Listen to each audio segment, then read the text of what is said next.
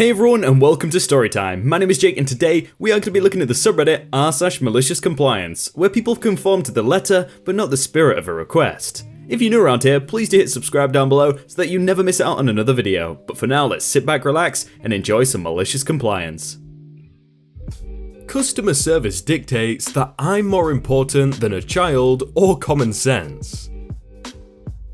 I work in a grocery store that includes a post office station. It's in the middle of a community and a lot of our customers are regulars. It was a day just like any other, and I was serving on the store side of things when the last customers in the store came up, a woman and her granddaughter. We were chatting away. Granddaughter was showing me her most recent toy, and grandmother was telling me what they were off to do that afternoon. As I was giving the changeover, a woman stormed past towards the post office. Grandmother noticed at this point that we had some nice deals on an end facing the tills, so she grabbed a pack quickly before they left, bearing in mind that I still hadn't said goodbye yet. I proceed to scan the item through for her when this other woman at the post office pipes up. "Excuse me," she exclaimed in a very rude tone. "I was here before them." I responded that I'd be with her in a minute and that these customers were here before she came into the store. I was particularly angry at this woman's attitude given the fact that she'd behaved in such a way without real reason. I'm in front of a sweet little 2-year-old girl who is very impressionable at that age. Anyway, I scanned them through and said my goodbyes, waving and smiling as I always do. I then made my way to the post office, where this woman, with a face like Fizz, hit me with the line, "Customer service dictates that you serve me first if I'm here before them." I calmly smiled and told her, "Customer service also dictates that I can reserve the right to refuse service to anyone." Her face dropped. Still furious, she asks, "Are you refusing to serve me then?" I looked her right in the eyes and said, "Certainly seems that way." Genuinely one of my favourite interactions with a rude customer to date. And that's really good, but I really hope they do have a good manager that takes their side, because hopefully they don't side with the evil customers. Getting all my PTO paid out. Despite working in a high-stress, high-tech sales role, I believe that when you're on vacation, paid time off, you don't work and disconnect. Whenever I was on paid time off, and my manager would request something from me, I would email, "Are you asking me to work on my time off?" The answer was always something like, "Yes, I really need this done." After I worked, I would reclaim the vacation time in our employee portal. I saved every email. Last week, HR launched a new portal that allows us to see vacation time, sick time, etc. My vacation balance was about 2 weeks short. When I alerted HR to it, they said that they took back a chunk of time I had reclaimed because they felt that I was abusing the system. Then, I sent them every email from my manager asking me to work, documenting that it truly wasn't time off. I also included a link to the state law stating that even a minute worked in the day counted as a full day. I'm salaried. My paid time off balance was quickly returned. I'm surprised people still respond when they're on holiday. I just turn my phone off or just ignore every single call and text from my work. How stupid could I be? Let's find out. This is an older story from when I was a barista in college about 6 years ago. The coffee shop I worked at was a small local shop. Definitely no Starbucks, that's for sure. However, we also had a bar and served beer and wine at night. The people were usually very friendly and we had a ton of regulars. However, my employees asked me if I minded working an opening shift. I usually work nights, but I was a poor college student, so why not, right? So I open around 6 AM and the shop is slow. First customer comes and I respond with the usual greeting. "Good morning, welcome to the place I work, what can I get for you?" He was an older gentleman, mid-50s, and dressed like most golf players do. He tells me he wants a coffee frappuccino, which is a Starbucks drink. They have a special mix for it. So I explained that we have other options for frappuccinos, but we can't make just a coffee-based one without a binding agent, which Starbucks specifically carries. Even after a demonstration, he insists that it doesn't take a rocket scientist to make coffee. I mean, how stupid could you be? I've worked with the public for years, yet being called stupid set my malicious compliance into action. Wielding my espresso wand like Thor's hammer, I began pouring shots and made this crystallized mess of milk, espresso, ice, and coffee in the blender. I scraped it with a spoon into a cup and handed it to him. The alchemist's abomination of watered down espresso looked okay, but tasted like God had abandoned it. I sampled it in a smaller separate cup. I ring him up for a frappuccino, and he pays and goes, "See, that wasn't that hard." So, trying not to reveal my smirk, he takes a huge sip and contorts his face like a stroke victim. He comes back to the counter and says, "This is really bad. I'll take a vanilla latte instead." So, of course, I make a vanilla latte and charge him for that as well.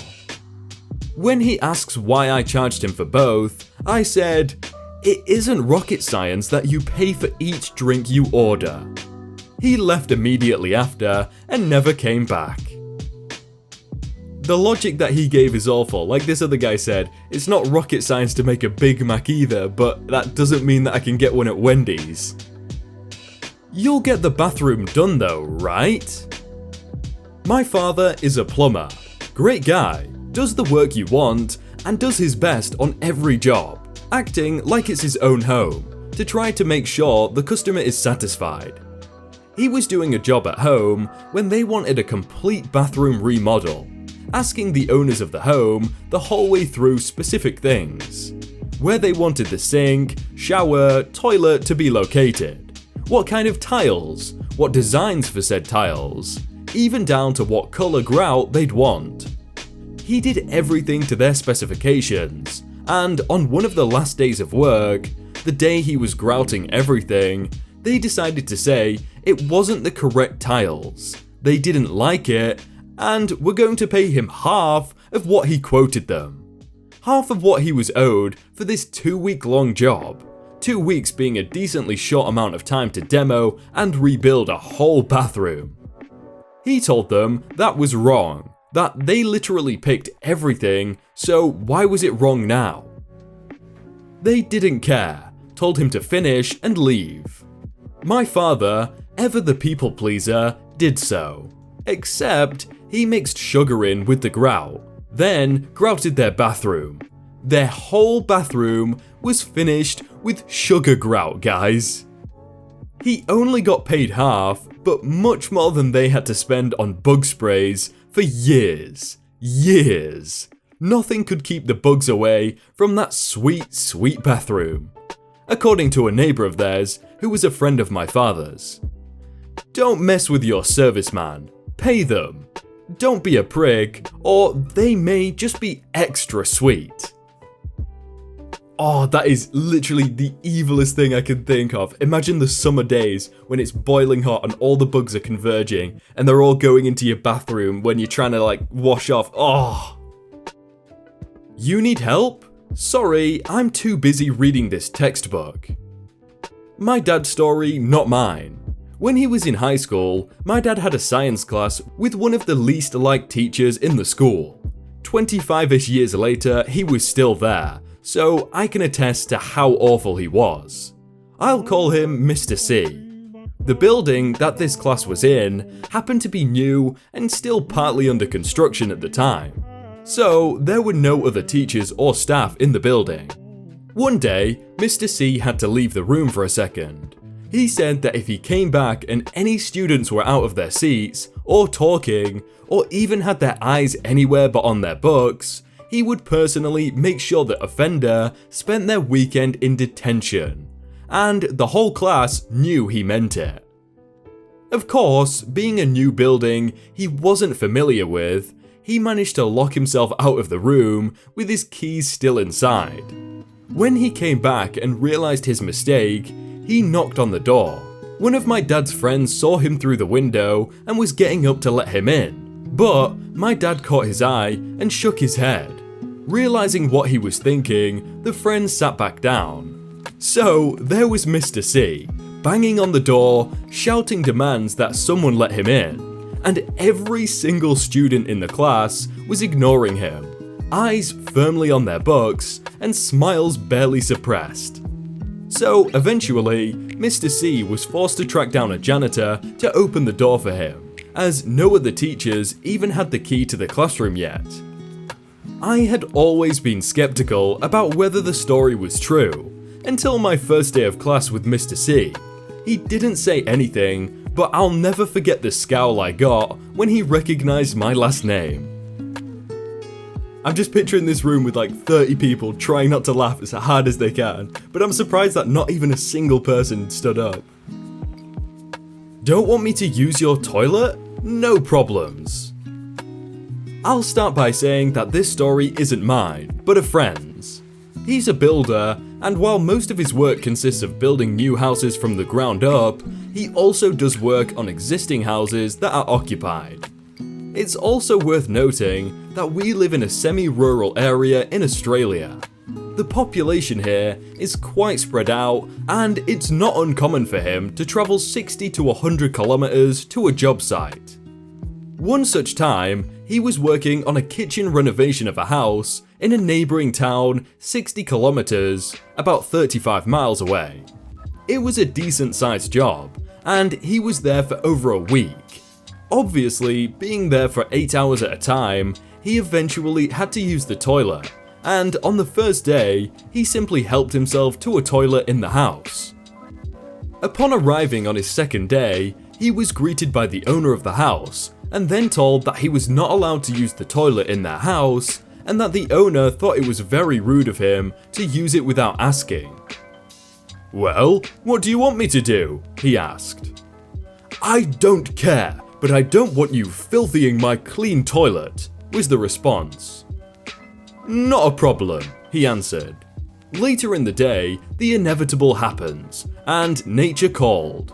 So he jumped in his ute and drove home, a 120-kilometer round trip, which took well over an hour. The homeowner was out for this time and didn't notice, which disappointed him. But eventually she returned and saw the progress for the day.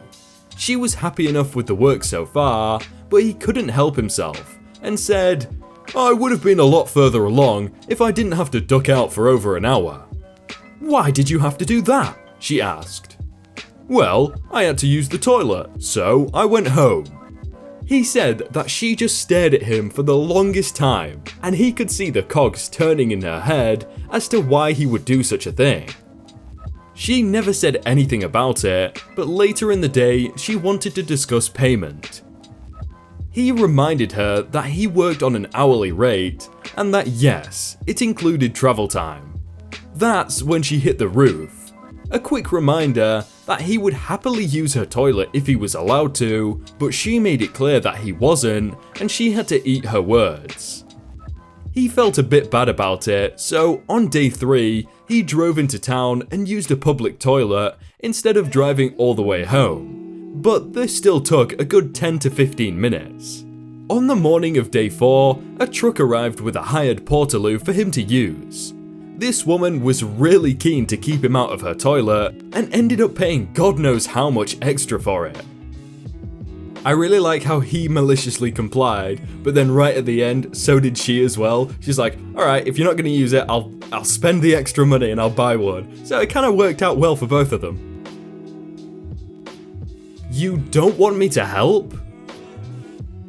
I work at a sub shop that has lunch rushes daily. This is where a lot of people come in within a relatively short period of time, usually 1 to 2 hours long where I work. Our shop usually requires about 4 workers or more to cover a lunch shift, effectively without making customers wait for long. The first person I'd like to introduce is my general manager, who started after I was hired. He feels like he knows everything, and everything coming out of his mouth is the law. He often makes mistakes and blames them on other people.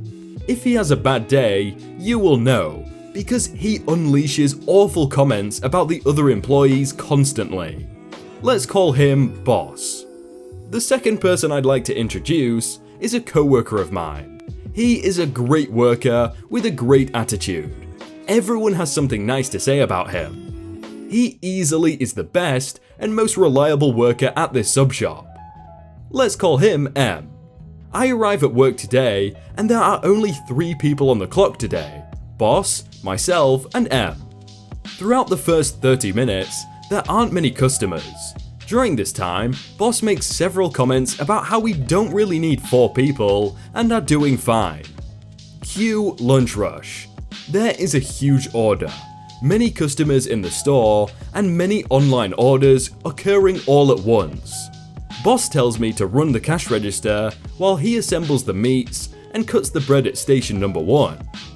Normally, there is another person working at station number 2 where all the sauces and toppings are added.